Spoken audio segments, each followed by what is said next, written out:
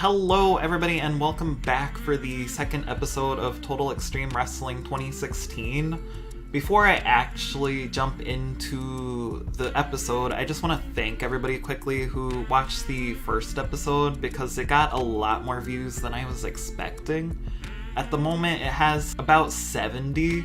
It may have a little more now since I've recorded this, but it was a lot more than I expected on a video like this. And then I also want to thank everybody if you happen to also watch my Sims 2 video, because that got like over 200 views, which has never really happened before on my channel in such a small amount of time. So yeah, I'm very thankful and happy that you guys are enjoying my content. So I guess now I will go ahead and I already booked SmackDown. Like I think I mentioned in the first episode, I'm just gonna pre-book everything because it takes a while and it gets boring booking the show, so we're gonna just go ahead and run it. Everything should look right because I switched up how I'm recording the episodes a little, so I have to be careful not to move the window because it might screw it up, but you'll be able to actually see everything now. So this is just a pre-show match, but it looks like it was not that great, and the FBI defeated Crash Holly and Funaki. Nothing really important. Alright, and then another pre-show match. This one did even worse. Tori Wilson defeated Nydia. I don't even select the winners for these pre-shows, so it just kind of does it on its own. I'm not really surprised either how badly this one went, because the SmackDown divas definitely need to be built up. This match did a little better. A-Train defeated Ron Simmons. A-Train sustained a kidney laceration. Sorry, I can't read right now. But yeah, it looks like A-Train got injured. Ron Simmons has some heat backstage because it was felt that his mistake caused A-Train to get hurt. So now we're on the actual show and we're opening with a promo with Stephanie McMahon and these guys. Pretty much Edge, Brock Lesnar, Chris Benoit, and Big Show all feel that they deserve a title shot against Kurt Angle. So in tonight's main event, she's given the four of them an opportunity to face each other, and the winner will go against Kurt Angle at the Royal Rumble. So yeah, I was distracted by the cat, which I cut all that audio out, but I don't even remember what I was saying about this segment, but yeah, there's gonna be a fatal 4-way, so let's go ahead and click the next one. In a decent match, Matt Hardy defeated Billy Kidman with a twist of fate, and Matt Hardy wins the Cruiserweight Champion, which Billy Kidman was he didn't even really get a chance to hold the title that long, but I kind of wanted him to drop it to Matt Hardy because I want to start a rivalry with Matt Hardy and Rey Mysterio, which I think this segment actually started it because Kidman is involved as well as Shannon Moore. Which I forgot to mention, the reason why Matt Hardy won the match is because Shannon Moore came out, he distracted Billy Kidman, and then Matt Hardy picked up the cheap win. And then after the match, Matt Hardy and Shannon Moore decided they wanted to beat up Billy Kidman, but then Rey Mysterio came out and saved Billy Kidman. So probably next week, I'm thinking I'm going to put them in a tag team match, and then eventually it's mainly just going to be Matt Hardy and Rey Mysterio rivaling over the Cruiserweight Champion. Dawn Marie is talking to Eddie Guerrero when John Cena comes up and interrupts. Eddie and Cena argue with Dawn Marie, asking questions and serving as the mediator. Pretty much, I just did a random interview because these two are going to have a match later. I'm actually, and I should have booked it the other way around, but John Cena's gonna be turning face because he is heel at the moment, but I noticed for SmackDown there's way more heels than there are faces, so even though I would have liked to do heel Cena a little longer, he seemed to be the one that made the most sense to change to a face. At least one of the workers, that's right, so I can actually set up John Cena. Yeah, I have to handle the changes, so we can go ahead and complete John Cena's turn. And it was a complete success, so that was good, which actually also too, John Cena is higher rated as a face than a heel, so I'm not exactly sure if that affects ratings a lot or not, but it should help in theory. It looks like Team Angle defeated Rikishi and Tajiri This was kind of a throwaway match, but I wanted to get Shelton Benjamin and Charlie Haas some experience. I eventually want to push at least Shelton Benjamin. I'll try to push them both. But in terms of like in-ring performance, Shelton is definitely a lot further ahead than Charlie Haas at the moment. So we'll see what ends up happening. And then after the match, you see pretty much just Kurt Angle congratulating and encouraging Shelton and Haas. Because at the moment, they're still a part of Team Angle, so they're all working together. And then for this next one, I just did a freestyle angle with The Rock. I wasn't really sure what to do with him this week, and I'm still figuring out what I'm gonna do with him going forward. I think I have an idea, which I probably will end up doing, but I don't want to spoil it quite yet. And then in this match, it's John Cena against Eddie Guerrero. John Cena picks up the win with the attitude adjustment, and now he's a face. He's still gonna keep his rapper gimmick though, because I want to keep that at least going for a while, which I think even as a face will still work. And then after the match, Eddie and Chavo beat up John Cena because Eddie was upset that he lost the match. And at the moment, Eddie and Chavo are actually the tag team champions. I'm not sure if I'm gonna keep them the tag champions that long, but we'll see what happens. I forgot I put Hulk Hogan in this match, so he ended up picking up the victory against Kurt Angle because he wasn't willing to lose. My throat's like really dry today for some reason, so I have to like keep stopping and drinking water.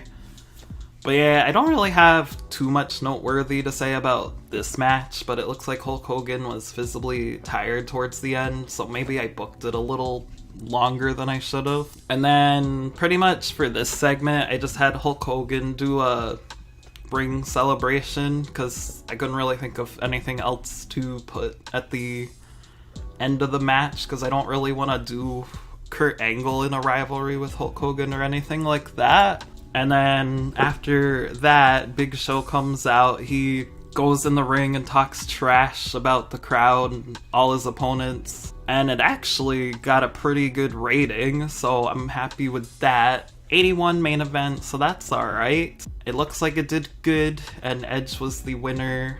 Luckily, I don't see anything too negative. Brock Lesnar is going to be kind of pissed because he wasn't willing to lose the match, but I still made him lose anyway. So hopefully he'll get over it, because I didn't really want him to win just yet, because I do have future plans for him. So it made more sense to make somebody like Edge win at the moment. And pretty much, yeah, after the match, Edge and Kurt Angle just look at each other down the ring, I guess. I don't know. Let's go ahead and see how we did. 82. Alright. I'm actually pretty happy with that, because usually off camera, I have a much harder time booking SmackDown than I do Raw. And a lot of times I'll always forget key things and I'll get a really bad rating. So I will definitely accept the 82. And let's see if we have any emails or anything like that. Alright, so it looks like we do have some emails, but before I jump there, I just want to see if there's anything important in the news, which I do see there's an article because A-Train was injured. And it looks like he's going to be out for a while, so I want to look in quickly to see if it says how long he'll be out. Pretty sure I can go to physical. It just says, oh, okay, he'll be out for 18 days, so that's not terrible, because I mean, obviously you want to try to not injure too many people, but at least it'll only be a couple weeks, because there's some people that right now they're out for months. So let's go ahead and check the emails. A-Train, yeah, we know about his injury. And then they did some drug tests. And then here we go again with the opinions. So Hulk Hogan, Nunzio doesn't connect with the fans. You should probably write the kid off. And another one, I guess they don't like Nunzio for some reason. Which, to be honest, I probably will just use him as a jobber anyway, because I don't really have any plans for him. So I guess what I'm going to do now is go to the workers, and then I'm going to start booking some free agents, so this way we can fill some slots. I actually had some suggestions from a YouTuber by the name of Ninja's FTW64, so I am going to book some of the guys that he suggested. There's some other ones too, because pretty much everybody he suggested I think I want to sign, but some of them I don't want to sign quite yet, so I'm gonna go ahead, and the first one was AJ Styles, which I feel like we definitely need AJ Styles. I'm gonna probably sign him in development for now though, because I don't know if he's quite developed yet. I don't typically pay the bonuses and then I just leave it 3 years, because if they end up not working out, I just release them. So let's go ahead and make an offer to AJ Styles. And then the next one was CM Punk, so I'm definitely going to sign him as well, pretty much for the same reason. He's definitely got to be developmental, especially with how much they're willing to offer him, so he'll probably be in developmental for a while. I feel like AJ though might not be in as long. And then since I'm signing CM Punk, I should also sign Colt Cabana, because I'm pretty sure they were a tag team at this time. I know they were good friends at least, so it seems fitting to sign both of them as a tag team to start out. Eventually they'll probably go their own ways. But then the next guy that I'm going to sign, which is actually going to be on the main roster, is Justin Credible. Which is kind of funny, because usually I do sign Justin Credible and X-Pac, so this would be something I would normally do anyway. So I'm glad to see that I'm not the only one that likes to see them as a pairing. I forgot I need to do Sean Waltman. So let's go ahead. And luckily, of course, like Triple H and Shawn Michaels, like Sean Waltman. Oh yeah, and Kevin Nash. I forgot we even had Kevin Nash. So we'll go ahead, sign Sean Waltman. And then I want to sign Paul London, because I want to build up the Cruiserweight division a little more than it currently is. So we're going to put him in developmental, because this is his rookie year. And then is there anybody else that I wanted? I think I am probably going to wait for now. Although, you know what? I did want to sign Daphne, because we need more women. She's also going to go to developmental for now, but she seems to be one of the, like, more stronger... I'd accept these terms and seriously consider signing for you. Oh, okay. So that probably means unless somebody offers her more money, she's gonna sign with us. So what I'm gonna do now is I'm gonna go ahead, just simulate a few more days to see if we get anything else good. Okay, so now it is Thursday and we have an email. Let's see if it's actually anything. Pretty much they just have some rival bids. Okay, so the person that offered Daphne a bid was OVW. I'm pretty sure I could see what they offered her, but what's interesting is that's actually our developmental, so I feel like she would still sign with us? Or at least, let's see what their offer was. Okay, she's not really considering it. Because even though they are our developmental, they can still sign their own people, even though we can usually just sign them for better terms anyway. So now I'm gonna go ahead and jump to Friday, Saturday, Sunday, just to see if we pick up any of the people we offered contracts to. It looks like we have emails and a response, so let's go ahead. Alright, it's just a bunch of people. They're not happy that they're in development, which I will be moving some of them to the main roster. The Big Boss Man's kind of hard because I don't really have any plans that I'd want to do with him, but I don't want to job him out at the same time. And it looks like Colt Cabana and Paul London want to sign with us, so let's go ahead, send them both to developmental. It looks like they have a week before they can actually join because they have other stuff already pre-booked. And then we'll go ahead and jump to Saturday and Sunday to see if we end up picking up more of the people that want to sign with us, or that we want to sign with us. And it looks like that we have somebody else, CM Punk. Alright. So we'll go ahead and It's funny because I think I signed Colt Cabana as a face, but we'll leave CM Punk as a heel for now because we can just change it anyway if we want to. And then what is the email? Booking position. They send these every once in a while. I'm not obviously going to leave the WWE. Now it is Sunday. We can go ahead, just jump to the office, see who else we ended up signing. Alright, cool. Just Incredible, which he's actually on the main roster. So I think I'm gonna actually use him as a face for now because we don't really have a bunch of faces on SmackDown like I was saying earlier. So I'll go ahead, complete his contract, and then I'm gonna go to roster and we're gonna throw him on SmackDown. I'm pretty sure he only starts with like a 30 popularity, so they're probably gonna want us to use him as an opener, which is fine, because as time goes on we could build up his popularity. I'm not really sure if I'm gonna use him as a main eventer, but he'll definitely be a good mid-carder, I think, as well as X-Pac.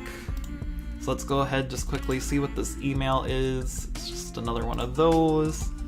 And then the cool thing about Sunday is we usually get a lot of different results, so we can even see like how OVW's doing. So it looks like Rhino defeated Mark Jindrak, Mark Henry defeated Finley, and then a couple other matches. And then I think Heat typically plays on Sundays, but there's like so many things on this list I can't even find it. But it probably didn't really get a good rating anyway because I didn't even actually book the show myself, I auto-booked it. But I probably will book it myself in the future so that this way I don't accidentally like injure people again. Donald Trump becomes the CEO of NCCW. I forgot he was like an avatar in this game, so I guess like he can even do stuff too. That's interesting. Oh yeah, we definitely gotta sign Natty at some point, so even though she just signed with ECCW, I think we're gonna go ahead and steal her as one of ours, but she's definitely gotta go to developmental, because this is like years before she even debuted in WWE. So that's gonna do it for this episode. In the next episode, I'm actually just gonna go ahead and skip to Monday, but we're gonna book Raw again, and hopefully we'll keep getting the good ratings, and then pretty soon our first big pay-per-view will be Royal Rumble. So I hope you guys have a good day. Make sure to comment, like, and subscribe. Bye.